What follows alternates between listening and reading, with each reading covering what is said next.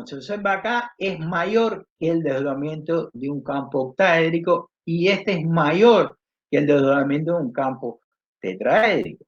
Bien, eso es importante. Por tanto, si nosotros decimos que la estabilidad está dada por esto, uno tendría que pensar que los complejos cuadrados planos van a ser más estables que los complejos octaédricos y más estables que los complejos tetraédricos, o por lo menos que los valores asociados a los desdoblamientos del campo van a ser mayores para los casos de los complejos cuadrados planos. Como mínimo tendríamos que poder plantear.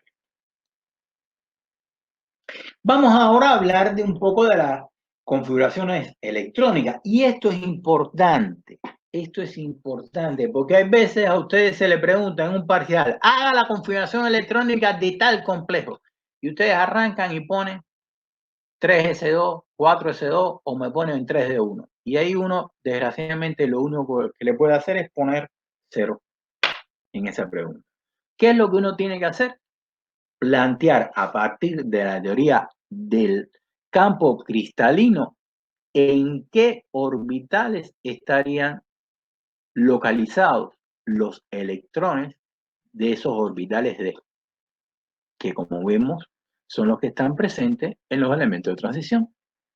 Bien, acá otra cosa que es importante es que este señor pierde los orbitales S primero. Bien, si ustedes ven las tablas de discusiones electrónicas, los orbitales 4S están en nivel energético superior a los orbitales D.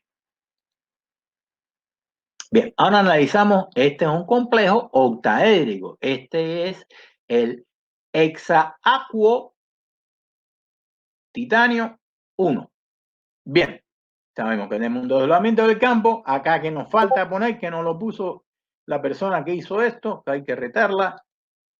Hay que ponerle qué característica tiene. Este es un eje y este es un T2G. Evidentemente, ¿dónde va el electrón? En el de menor nivel energético. Bien, ahí no hay mucho problema. El problema viene cuando empiezan a aparecer más electrones. ¿Está claro? Veamos acá en este complejo el hexaacuo cromo 2 pierde un electrón, pierde otro electrón, son los dos electrones, por tanto me queda un D4. Estamos ahí, el complejo es octaédrico, por tanto acá nos vienen los muchachos, hay que poner qué orbitales están acá, qué orbitales están acá, habría que poner acá el T2G, el eje. Tenemos acá, sabemos que tenemos 4 electrones, por tanto sería 1, 1, 1, 1, 1, principio de distribución de Hund. Acá me faltaría poner nivel energético para ir marcando la historia. Y ya tengo mis 4 electrones, ahora vienen los muchachos para acá. Uno primero acá, otro acá y otro acá. ¿Dónde va el cuarto? Acá hay un problema. ¿Cuál es el problema? Si yo pongo un electrón acá, acá o acá, esto es triplemente degenerado, por tanto puede ir cualquiera de los tres, hay una repulsión entre ellos. Y si yo lo pongo acá arriba, yo tengo que vencer la energía de desdoblamiento del campo. Esas son las dos posibilidades que yo tengo. ¿De qué va a depender que sea una o la otra? De la que menos inestabilidad le genere al complejo. Para decirlo de otra manera, la que menos requerimiento energético lleve, para decirlo de otra manera, va a estar determinado por el desdoblamiento del campo. ¿Por qué? Porque este desdoblamiento del campo es un valor de energía. Si la energía que yo tengo que dar para que este muchacho sea aquí arriba, vaya aquí arriba, es mayor que la energía para que vaya acá, el electrón va a estar apareado. O sea, si la energía de desdoblamiento del campo es mayor que la energía de pareamiento, el electrón va a estar acá. Si la energía de desdoblamiento del campo es menor que la energía de pareamiento, el muchacho va a estar aquí arriba. ¿Cómo se plantea esto? En función de que sea de una fuerte interacción ligando metal o una débil interacción ligando metal. ¿Por qué? Porque si la interacción ligando metal es fuerte, el desdoblamiento es grande. Si la interacción del campo ligando es débil, la separación es pequeña y por tanto puede estar ocupado aquí arriba. Si tenemos un complejo de este tipo, es un complejo de bajo spin, porque el spin está aquí abajo. Si el muchacho se va al piso superior, es de alto spin. Es la manera de nombrarlo. Veamos ahora en dos ejemplos que nos van a ir marcando la idea. Nosotros lo vamos a hacer cualitativamente. ¿Qué quiere decir cualitativamente? Que ustedes no van a tener los valores de desdoblamiento del campo. Pero en función de la fortaleza del ligando y del tipo de átomo central, yo voy a poder determinar si mi complejo es de alto o bajo spin. En este caso acá, que hay un gran desdoblamiento del campo, para el caso del hexaciano ferrato 2, el electrón va a estar aquí abajo y va a ser un complejo de bajo spin. En el caso del hexaacuo hierro 2, que el ligando es intermedio, va a ser un complejo de alto spin. Bien, acá tenemos los casos donde se puede producir esto. Observen que en el caso de cualquier otra combinación, como sería el D8, no podemos diferenciar un complejo de campo débil o alto spin de uno de campo fuerte, como también en el caso que fuera un D3 o un D2 o un D1. Bien, porque no tendríamos que analizar la posibilidad de un salto de un nivel energético a otro. Bien, vamos a ir marcando esto. El cuadrado plano tiene un mayor desdoblamiento del campo que el octaédrico, por eso todos los complejos cuadrado plano son de bajo spin. Y lo remarco porque en el Roger plantean la posibilidad que los complejos pudieran ser de bajo o de alto spin. Y eso, en función de lo que se ha podido estudiar después de que ese libro se escribió, se comprobó que no es así. Entonces, es un error del libro. Bien, ¿qué cosas vamos a tener que tener en cuenta entonces? ¿Qué factores? La idea parte de lo que le he venido diciendo desde el primer día, que sea muy buen ácido de Lewis el átomo central y que sea muy buena base de Lewis el ligando. ¿Qué cosa es eso que dije?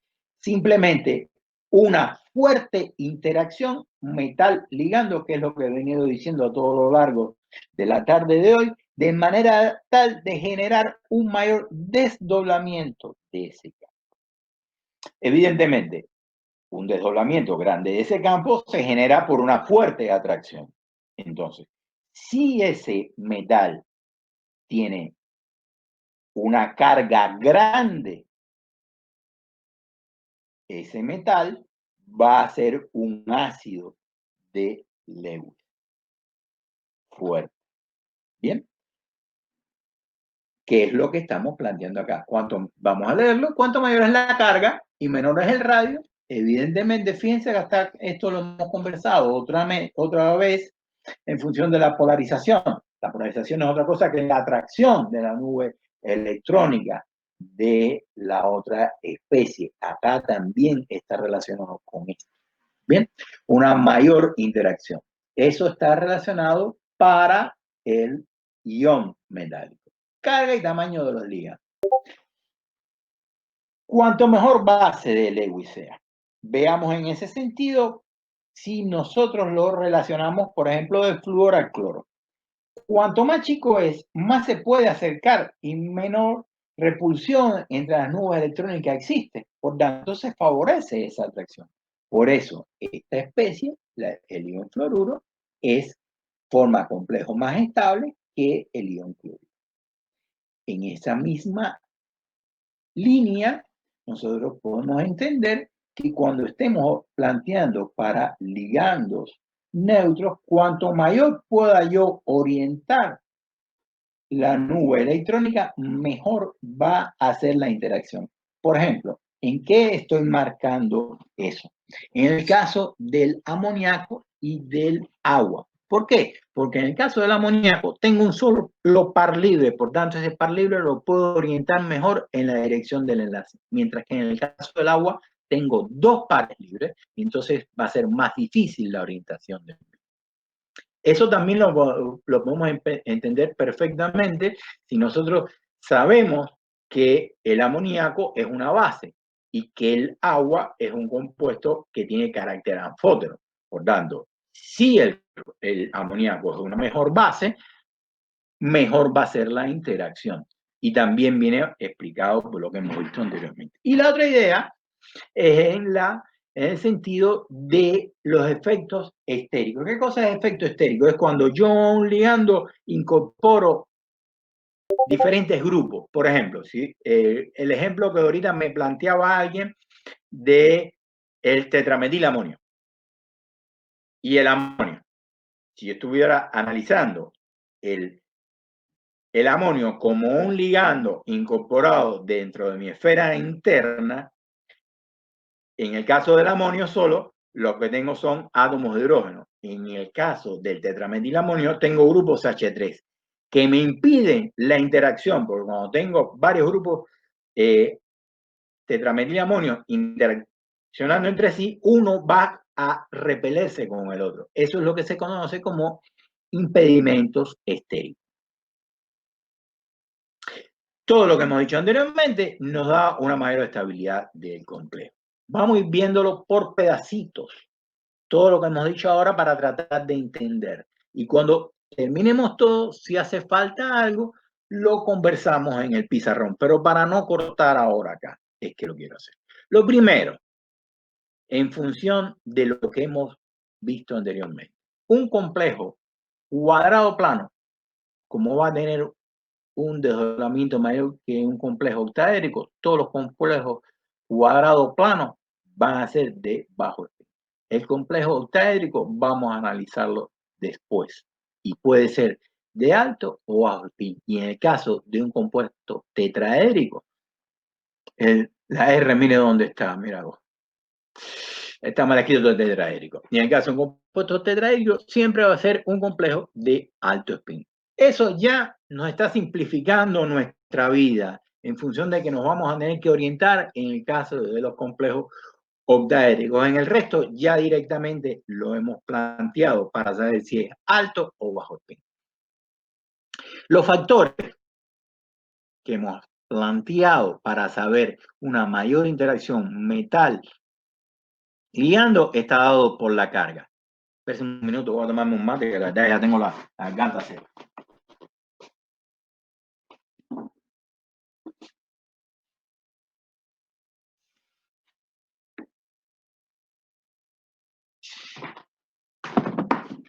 Bien, ahora esto que voy a decir a continuación es importante.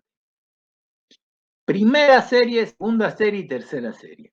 Los de primera serie pueden ser de alto o bajo spin y eso lo vamos a ver con la carga y con el ligando que esté formando. Los de segunda y tercera serie de transición, o sea, lo que sean 4D y 5D, todos van a ser de bajo spin o de campo fuerte. Bien, los de tercera tienen mayor desdoblamiento que los de segunda y los de segunda que los de primera. Y ahora lo otro que viene es la característica del ligando que nos da lo que se conoce como serie espectroquímica, donde vamos a tener en cuenta la fortaleza del ligando en función de su carga, de sus efectos estéricos y de la interacción que tiene el metal con el ligando y de qué forma y quelato. Por ejemplo, si ustedes se fijan, la etilendiamina con el amoníaco. Cópienlo ahí que después lo vamos a ver en el acá en la pizarra, pero si ustedes recuerdan, la etilineamina tiene dos grupos amino para interaccionar con el átomo central, por tanto esa interacción es más fuerte que el amoníaco, que se produce solamente a través del nitrógeno. Bien, una serie un poquito con más datos de la que tenemos puesta acá, donde por ejemplo podemos analizar lo que habíamos visto anteriormente en función de que cuando tenemos una especie que forma quelatos, recuerden que la especie que forma quelatos es cuando tiene más de una interacción con ese átomo central, la bipiridina y la piridina. La piridina tiene una sola interacción a través del nitrógeno y la bipiridina tiene dos interacciones por dos nitrógenos. Por tanto, la bipiridina tiene una mayor fortaleza que en el caso de la piridina. Quiero marcar acá en función de la interacción fuerte de los grupos cianos, los grupos carbonilos, como son los extremos de la lista. Bien, vamos entonces acá a plantearnos para una misma especie, porque eso es importante. Nosotros tenemos que relacionar carga y ligando. No podemos o no debemos analizarlos todos juntos. Acá lo que vemos es una diferencia en cuanto al ligando, porque tenemos el mismo átomo central.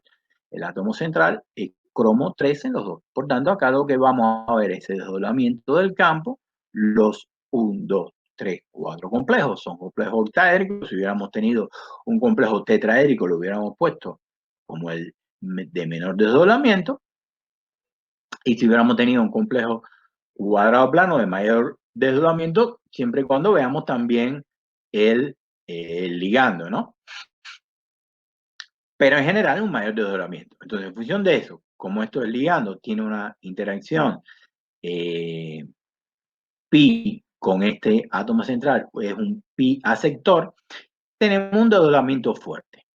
En este caso acá, que es una base más fuerte que el agua, tenemos un desdoblamiento mayor y el de menor desdoblamiento es el del ion fluoruro.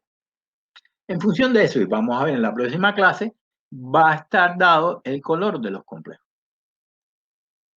Vamos a ir resumiendo un poco de lo que hemos visto. Todos los complejos tetraédricos son complejos de alto spin, debido a lo que hemos visto anteriormente de la menor desdoblamiento del campo, porque las interacciones metal-ligando son más débiles, porque no existe una interacción directa entre el metal y el ligando y por la cantidad de ligandos que tenemos. ¿Bien? En el complejo cuadrado plano, todos son de bajo spin debido al fuerte desdoblamiento y las fuertes interacciones de ese campo. Y los complejos octaédricos, vamos a tener que guiarnos en el caso de la primera serie, pueden ser de alto o bajo spin en dependencia de la carga y del ligando que esté analizando. Y los que sean de segunda y tercera serie, todos van a ser de bajo spin. Bien, en el caso de la primera serie, tenemos que tener como excepciones los complejos de cobalto 3, que todos son de bajo spin, exceptuando el hexafluoro cobaltato 3 y el trifluor triacuo cobalto 3. Esas dos excepciones, esos muchachos son de alto spin. Bien, que son el caso de lo que hemos puesto acá. Este es el hexaamin cobalto 3, bajo spin, el hexafluor cobaltato 3, alto spin. Y esto está dado en función de lo que hemos visto anteriormente, que la energía de pareamiento es mayor que la energía de desdoblamiento. ¿Qué quiere decir esto? Que gasto menos energía en ponerlo aquí arriba que en parearlo. O para decirlo de otra manera, hay una mayor repulsión que genera un mayor consumo de energía para lograr el pareamiento que para lograr la promoción de este nivel a este. Bien, mientras que por el contrario, acá como la energía de desdoblamiento es mucho más grande que la energía de pareamiento, la forma más estable es la de este. acá, resumido de alguna manera, en función de el tipo de estructura del complejo, octaédrica, cuadrada plana, tetraédrica, y en función de el tipo de el átomo central en cuanto a qué lugar ocupa en la tabla periódica. Esos son aspectos a tener en cuenta para simplificar la historia. Esto está simplemente como una manera de informar los valores de los deltas de desdoblamiento, pero para nada pretendo que ustedes se lo sepan.